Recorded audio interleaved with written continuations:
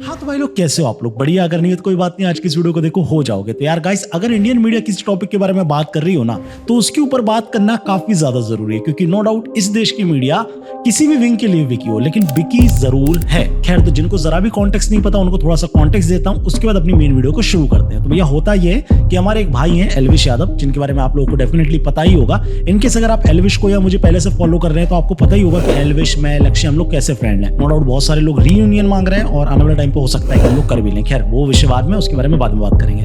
पहले बात करते हैं आज के विषय के बारे में। तो क्या होता है भैया, हमारे एल्विश भाई जाते हैं बिग बॉस OTT 2 में, और no doubt as a wild card contestant पहली बार हिंदुस्तान की हिस्ट्री में हुआ था कि कोई जीता, और वो कौन जीता था? एल्विश यादव। अब जैसे ही एल्विश ने बिग बॉस जीता, उसके बाद ये मानो कि कंट्रोवर्सी इनके पीछे पड़ गई। आज से कुछ दिन पहले कंट्रोवर्सी चल रही थी जिसमें बताया जा रहा था कि एल्विश जो है वो एंटी हिंदू है, और नो डाउट इसका क्लैरिफिकेशन देना इस लाइक की मजाक करना, ये टोटल मजाक ही कर रहा हूं अगर मैं एल्विश की क्लैरिफिकेशन दे रहा हूं कि वो हिंदू है या नहीं। अब ये कंट्रोवर्सी चली रही थी, उसी बीच एक और कंट्रोवर्सी सामने निकल के आती है जो काफी ज्यादा संगीन है। मतलब इस बार जो एल्विश के ऊपर इल्जाम लगाए गए ना, मतलब जैसे एंटी हिंदू वाली कंट्रोवर्सी हुई, उसके ऊपर मैंने कुछ नहीं बोला। बिग बॉस के बाद नेगेटिव PR, बहुत सारी चीजें हुई जिसके बारे में मैंने कभी कुछ नहीं बोला, लेकिन इस बार जो लगाया गया है ना, नो डाउट वो किसी व्यक्ति की इमेज को डेंट करने के लिए लगाया गया। अब जिनको नहीं पता उन्हें सिंपल भाषा में समझा देता हूं कि एल्विश के ऊपर आखिर एलिगेशन लगे कौन से हैं। एक वेलफेयर है, एक्चुअली में एक NGO है जिसको रन करती हैं मेनका गांधी। उनके NGO ने एक सो कॉल्ड स्टिंग ऑपरेशन किया, जिसमें उन लोगों ने पता करा कि भैया जो स्नेक बाइट के नशे होते हैं वो कौन कौन करता है और कौन कौन करवाता है। अब इसी स्टिंग ऑपरेशन में एक नाम सामने आता है एल्विश यादव का। मतलब एक बंदे ने एल्विश को फोन किया और उससे पूछा कि भैया स्नेक बाइट का नशा कहाँ पे मिलता है, तो एल्विश ने अपने दोस्त को रिकमेंड किया, और उस दोस्त के ऊपर इस NGO ने पुलिस के साथ मिलकर धावा बोल दिया, जिसके बाद कई सारे लोग इसमें अरेस्ट हो गए। अब ये जो थ्योरी है ये NGO की तरफ से बताई जा रही है, और साथ ही साथ FIR में भी रजिस्टर्ड है। अब इतना आपको समझ में आ गया। इसके बाद एल्विश का भी स्टेटमेंट आता है जिसमें वो क्लियरली बताता है कि भैया मेरा इस केस में 1% का भी इन्वॉल्वमेंट नहीं है। अब इसमें एल्विश यादव इन्वॉल्व है या नहीं, ये तब पता चलेगा जब पुलिस के स्टेटमेंट्स आएंगे, तहकीकात होगी, इन्वेस्टिगेशन होगी, उसके बाद ही कोई जवाब दे सकता है। लेकिन इंडियन मीडिया ने पहले ही माहौल बना दिया कि भैया एल्विश यादव जो है वो क्रिमिनल है। इन लोगों को आरोपी में और गुनहगार में अंतर पता नहीं होता। भाई नो, बहुत सारे लोगों के क्वेश्चन उठ रहे होंगे कि तुम लोग भी तो बिना सोचे समझे किसी को रोस्ट कर देते हो। इसके बारे में मैं एंड में जवाब दूंगा, पहले अभी के बारे में बात कर ले। इंडियन मीडिया कंटिन्यू एल्विश के नाम को बिगाड़े जा रही है, इस लाइक की एल्विश में विश है तो वो तो विश ही बेचेगा, और भी बहुत तरीके के मैंने ऐसे पोस्ट देखे और बहुत सारे ऐसे टाइटल देखे। और इंडियन मीडिया की खासियत रही है सीरियस से सीरियस सिचुएशन में भी इनको राइम करना होता है। तो नो डाउट एल्विश का नाम उससे मिलता जुलता मिल गया इन्हें और कर दिया राइम। एल्विश यादव पर आरोप है कि वो पार्टियों में जहरीले सांप और उनका जहर सप्लाई करते थे। मंत्रियों, मुख्यमंत्रियों और सांसदों के साथ इस एल्विश ने फोटो खिंचवाई।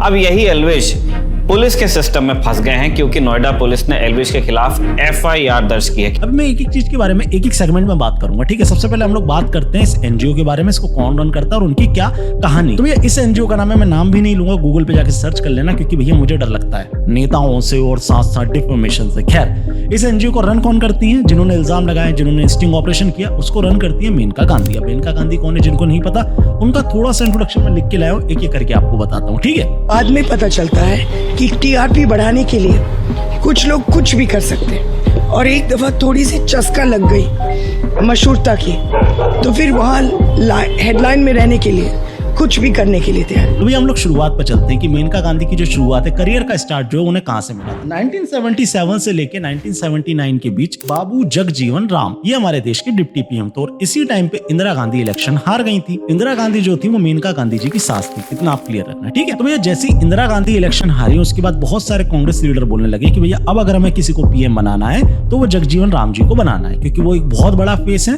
और नो डाउट जिस बीच पे ये इलेक्शन चल रहे थे उस वक्त पे वो डिफेंस मिनिस्टर भी थे, तो नो डाउट है कि वो बहुत बड़े उभरते हुए चेहरे थे कांग्रेस के लिए। लेकिन कांग्रेस के बीच में ही कुछ ऐसा हो गया जिसकी कोई हद नहीं। इसी समय में जब जगजीवन राम जी के बारे में बात की जा रही थी कि इनको PM बनाया जाएगा, उसी वक्त में उनके लड़के की कुछ फोटोज वायरल हो जाती हैं, और उस वक्त में फोन तो चला नहीं करते थे, उस वक्त कोई चीज वायरल होती थी मैगजीन के थ्रू। जी हाँ, जगजीवन राम जी के लड़के की कुछ फोटोज, और आप समझ रहे होंगे किस तरीके की फोटोज की मैं बात कर रहा हूँ, वो वायरल होती है एक मैगजीन में, और उस मैगजीन को रन कौन करता था उस वक्त पे? मेनका गांधी जी। यहाँ से शुरुआत होती है इनके कंट्रोवर्शियल करियर की, और एक्चुअली में इनके करियर को स्टार्ट भी यहीं से मिला था। इसके बाद अपन चलते हैं 2017 में। एक फेसबुक लाइव के दौरान मेनका गांधी जी ने एक स्टेटमेंट दिया था कि ये जो लड़के होते हैं इनके लिए इतनी अटेंशन सीकिंग नहीं करनी चाहिए, जस्ट बिकॉज लड़के जो होते हैं ना वो सुसाइड नहीं करते हैं। मतलब इनके हिसाब से लड़कियां ज्यादा सुसाइड करती हैं लड़कों के मुकाबले, और लड़कों को कोई डिप्रेशन होता ही नहीं है। इसके बाद इनको काफी ज्यादा क्रिटिसाइज किया गया, इनको काफी ज्यादा फैक्ट बताया गया कि कैसे हिंदुस्तान में सुसाइड केस में लड़कों का परसेंटेज 67% से भी ज्यादा है। खैर ऐसा नहीं है, मेनका जी ने सिर्फ लड़कों को लेकर स्टेटमेंट दिया, उन्होंने लड़कियों को लेकर भी एक स्टेटमेंट दिया था 2017 में। इन्होंने एक स्टेटमेंट दिया था कि कॉलेज और जो हॉस्टल में लड़कियां रहती है ना, उन्हें बाहर नहीं जाने देना चाहिए क्योंकि इससे हार्मोनल आउटबर्स्ट होता है। ये शब्द थे मेनका गांधी जी के। इससे आप समझ गए होंगे कि इनका कंट्रोवर्सी से कितना ज्यादा लेना देना रहा है। इस तरीके के स्टेटमेंट को मैं कंट्रोवर्शियल स्टेटमेंट मानता हूं। अगर कोई नहीं मानता है, कोई नेता इस वीडियो को देख रहा हो, तो आपकी मर्जी। मेरे इंटेलेक्चुअल स्टेट के हिसाब से इसे कंट्रोवर्शियल ही कहा जाएगा। ठीक है, चलते हैं अगली कंट्रोवर्सी। 2017 की बात होगी, 2018 में इनके ऊपर एक और इल्जाम लगा था एक गवर्नमेंट ऑफिसर को गालियां बकने का उत्तर प्रदेश में। खैर इसके बाद चलते हैं 2019 में। 2019 में इनके जो लड़के हैं वो पीलीभीत से सांसदी का चुनाव लड़ते हैं। चुनाव कैंपेनिंग के दौरान 2019 में इन्होंने एक स्टेटमेंट दिया था और एक्चुअली में लोगों ने इसको स्टेटमेंट नहीं धमकी माना। आप लोग मुझे बताइए आपको क्या लगता है, स्टेटमेंट या धमकी? इन्होंने बोला था कि हम लोगों ने गांव को डिवाइड कर लिया है, जितने भी वोटर्स के गांव हैं उनको डिवाइड कर लिया गया है ए, बी और सी और डी में, और हम लोगों ने डिसाइड किया है, एक्चुअली में हम लोग काउंट करेंगे किसने हमको वोट दिया है, किसने हमको वोट नहीं दिया। अगर इन केस जिस गांव से हमें सबसे कम वोट मिलेगा यानी कि डी सेक्शन वाला, उनका हम सबसे कम विकास करेंगे, और जिस गांव से हमें सबसे ज्यादा वोट मिलेगा यानी कि ए सेक्शन वाला, उनका हम सबसे ज्यादा विकास करेंगे। इस तरीके के कंट्रोवर्शियल स्टेटमेंट के बाद इलेक्शन कमीशन ने इन्हें 48 घंटे के लिए बैन किया था 2019 इलेक्शन के टाइम। चलिए अब 2021 में चलते हैं। 2021 में इनके ऊपर आरोप लगा था एक वेटनरी डॉक्टर को बुरी तरीके से गालियां बकने का। एक्चुअली में ये जो वेटनरी डॉक्टर थे, इनके पास एक एक्सीडेंटल डॉग गया था और इन्होंने उसकी इलाज करने की कोशिश करी, लेकिन वो नहीं बच पाया, जिस कारण वो मर गया। और जैसे ही वो डॉग मरा, उसके बाद हमारी मेनका गांधी जी थोड़ी सी ऑफेंड हो गई, और ऑफेंड होने के बाद उन्होंने फोन लगा दिया उस वेटनरी डॉक्टर को और बहुत गंदी गंदी गालियां बकी। हालांकि वेटनरी डॉक्टर ने बताया कि मैम मैंने अपनी पूरी कोशिश की है लेकिन वो नहीं बच पाए, लेकिन मैम नहीं मानी और इन दी एंड समझ ही रहे हो आप क्या हुआ होगा। खैर इसके बाद इंडिया के वेटनरी एसोसिएशन ने इनको एक नोटिस दिया और साथ ही साथ ब्लैक डे कह के मनाया उस दिन को, ब्लैक डे। 2021 में ट्विटर पे इनकी एक ऑडियो क्लिप वायरल हुई थी, जो वायरल की थी दीपिका नारायण भारद्वाज जी ने, जिसमें देखा गया था कि कैसे एक एक्सीडेंटल केस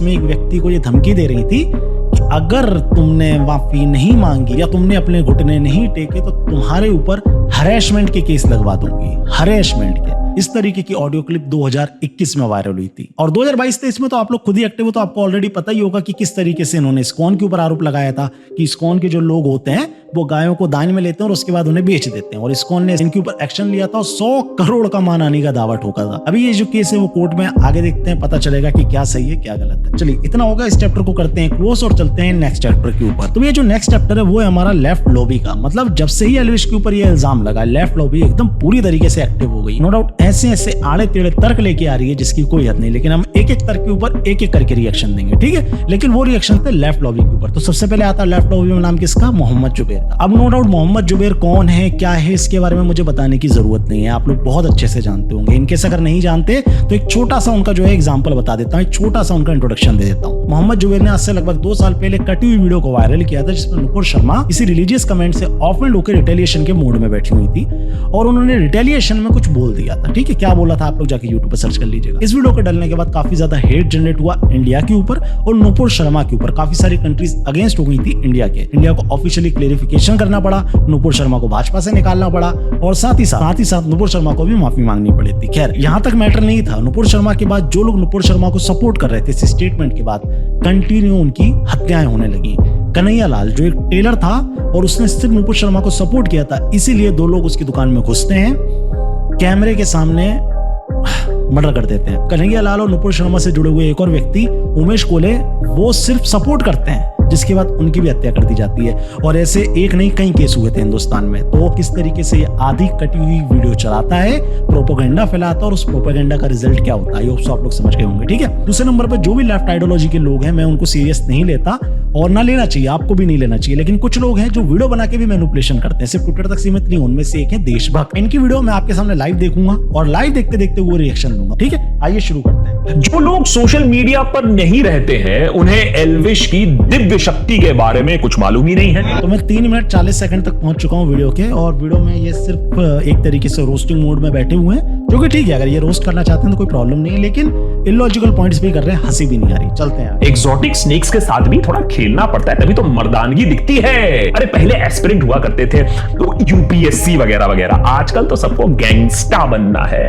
गैंगस्टर बनना है। मेरे ख्याल से इनके चैनल पे कोई भी वीडियो नहीं होगी जो खालिस्तानी सिंगर है जो गैंगस्टर शिट को बहुत ज्यादा प्रमोट करते हैं उसके ऊपर इनने कभी वीडियो बनाई हो। इनफैक्ट वो लोग हैं जो इस देश में एक राज्य को तोड़ के दूसरा देश बनाना चाहते हैं, लेकिन इनके चैनल पे एक भी वीडियो ऐसी नहीं होगी। और ये गैंगस्टर वाइब्स की बात कर रहे हैं, ठीक है, कोई बात नहीं, सबका अपना ओपिनियन है। लेकिन सांप वाली जो बात थी ना, वो गौरव गुप्ता ने नोट किया। अब गौरव गुप्ता कौन?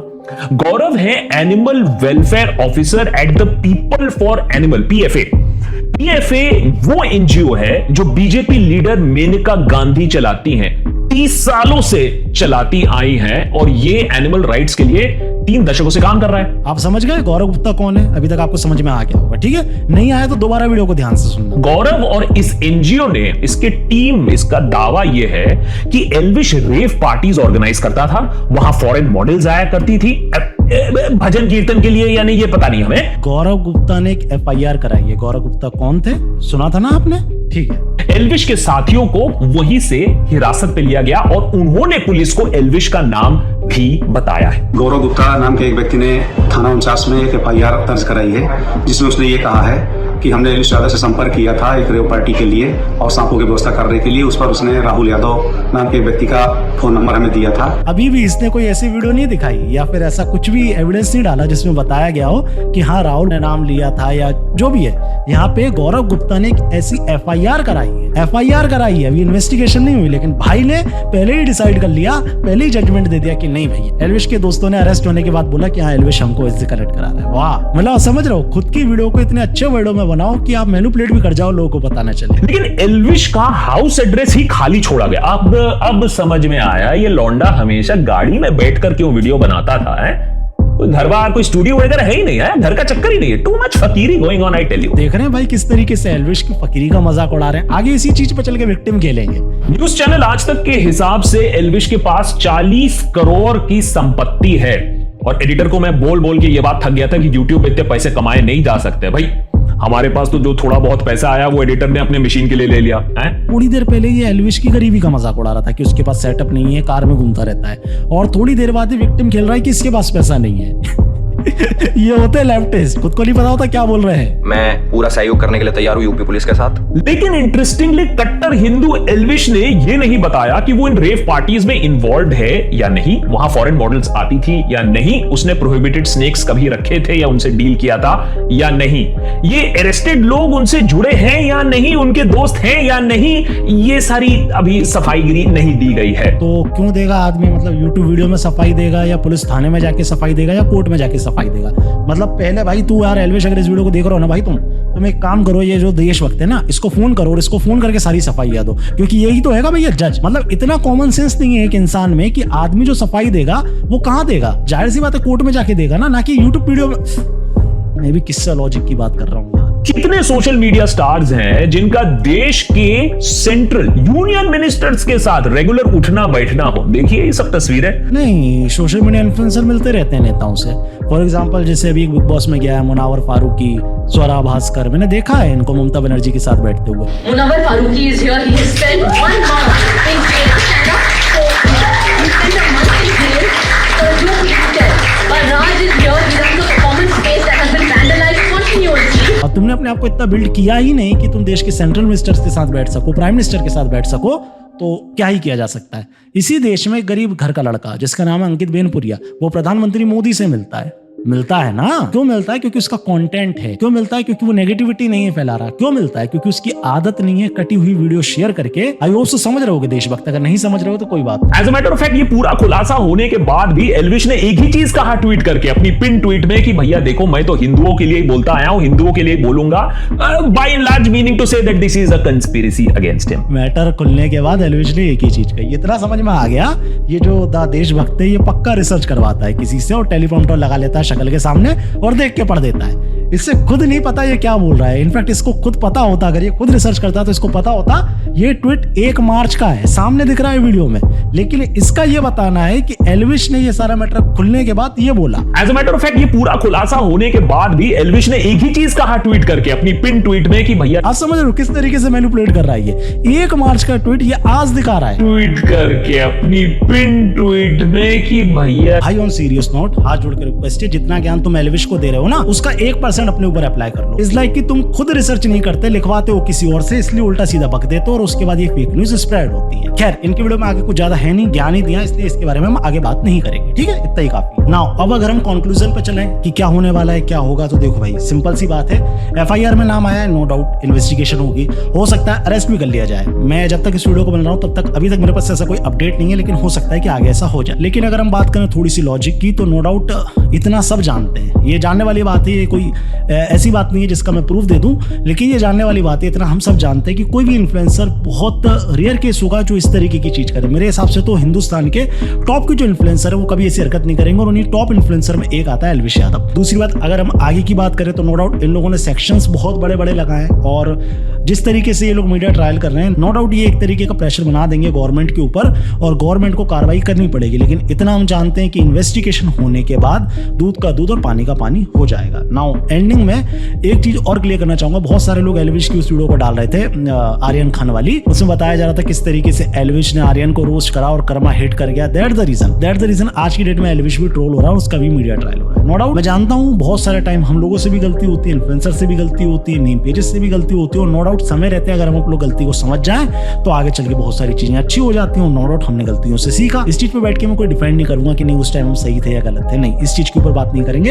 हो सकता है हर आदमी से गलती होती है, हमसे भी हुई होगी, लेकिन एक बात है, आदमी समय के साथ सुधरता है। जैसे एल्विश फेमस होना शुरू हुआ, मतलब फेमस तो वो पहले से ही था, उसको जो बॉलीवुड वाला फ्रेंडम मिला उसकी मैं बात कर रहा हूँ आफ्टर बेबी, उसने तब से लेके शायद अभी तक, जब तक मैं इस वीडियो को शूट कर रहा हूँ, आज तक कोई भी ऐसा उल्टा सीधा स्टेटमेंट नहीं दिया होगा, कोई भी ऐसी वीडियो नहीं बनाई होगी, और मेरे ख्याल से कहीं उल्टा सीधा ट्वीट भी नहीं किया होगा, इस तरीके कोई रिएक्शन नहीं दिया होगा। और नो डाउट जैसे वो बिग बॉस से बाहर आया था उसने खुद बोला था कि उस टाइम में बच्चा था, और नो डाउट बच्चों में बहुत सारे लोग होते हैं जिनसे गलतियां हो जाती हैं। आज मुझे भी रियलाइज होता है कि टिकटॉक वर्सेस यूट्यूब के टाइम बहुत ज्यादा हेट बढ़ गया था। नो डाउट कुछ लोगों के ऊपर जबरन हेट गया था, जो मुझे लगा, और मैंने वीडियोस डिलीट करी। अब जितनी भी क्लिप्स इंटरनेट पर सर्कुलर की जाती हैं आउट ऑफ कॉन्टेक्स्ट दिखा के, उनके ऊपर मैं क्या एक्सप्लेनेशन दूं? मतलब मुझे पूरी एक वीडियो चलानी पड़ेगी, उसके दूसरी वीडियो चलानी पड़ेगी, तब जाके क्लियर होगा कि नहीं भैया इसने ये स्टेटमेंट किस कॉन्टेक्स्ट में दिया था। तो ये मेरे को नहीं लगता कि जरूरी है। आज के डेट में अगर हम लोग बात करें तो बहुत ही सारे तरीके के इल्जाम लगाए जा रहे हैं, इस लाइक कि गमला चोर। मेरे को समझ नहीं आता कोई इस तरीके का इल्जाम कैसे लगा सकता है। मतलब एक इन्फ्लुएंसर जिसकी तुम खुद जानते हो नेटवर्थ क्या है, उसके ऊपर तुम इस तरीके के इल्जाम लगा रहे हो, 10-20-50 हज़ार के काम करेगा यार वो। खैर फिर भी मामला कोर्ट में जाने वाला है, तो कोर्ट का जब तक कोई निर्णय नहीं आता है हम कुछ भी नहीं कहेंगे। लेकिन कोर्ट का निर्णय आने के बाद मैं इंतजार करूंगा। जिस तरीके से मैंने आके बोला कि नहीं हम लोग समझे हैं, सुधरे हैं और गलतियां हुई हैं तो उसके लिए माफी भी मांगते हैं। मैं देखता हूँ इंडियन मीडिया का माफी मांगेगा, मैं देखता हूँ कि ये लेफ्टिस्ट यूट्यूबर का माफी मांगेंगे, और मैं देखता हूँ एक लॉबी जो खड़ी हो गई है, और वो जानते हो आप लोग भी अच्छे से कि वो कौन है। ये खैर इनसे मैं क्या बोल रहा हूँ, ये कब माफी मांगे, ये कभी माफी नहीं मांगेंगे ये। आई होप सो मेरी वीडियो से आपको बहुत सारी इन्फॉर्मेशन मिल गई होंगी, और अगर आपको वीडियो अच्छी लगी तो वीडियो को लाइक करना ना भूले, शेयर करना ना भूले, कमेंट करना ना भूले। साथ ही साथ मेरा एक और चैनल है सम्राट गौर नाम से, यहाँ पे आपको दिख रहा होगा, इस पे मैं पॉलिटिकल ओपिनियंस देता हूँ और उन टॉपिक्स के बारे में बात करता हूँ जिसके बारे में कोई नहीं करता। थोड़े महीनों से मैं इनएक्टिव था, लेकिन अब मैं इस पे एक्टिव हो गया हूँ। तो आप लोग जाइए प्लीज, जाके इस चैनल को ज़्यादा से ज़्यादा सब्सक्राइब कीजिए। इनकेस अगर आप लोग इंस्टाग्राम चलाते हैं तो मेरा इंस्टाग्राम हैंडल सम्राट भाई ऑफिशियल है, आप आके मुझे फॉलो कर सकते हैं। आप लोग मुझे ट्विटर पर भी आके फॉलो कर सकते हैं, तीनों जगह पे सम्राट भाई सम्राट इसी तरीके के नाम है, और सबके स्क्रीनशॉट आपको यहाँ पे दिख गए होंगे। बाकी तो सब सेट है, सम्राट भाई बेस्ट है। बोलो मेरे साथ, जय श्री राम।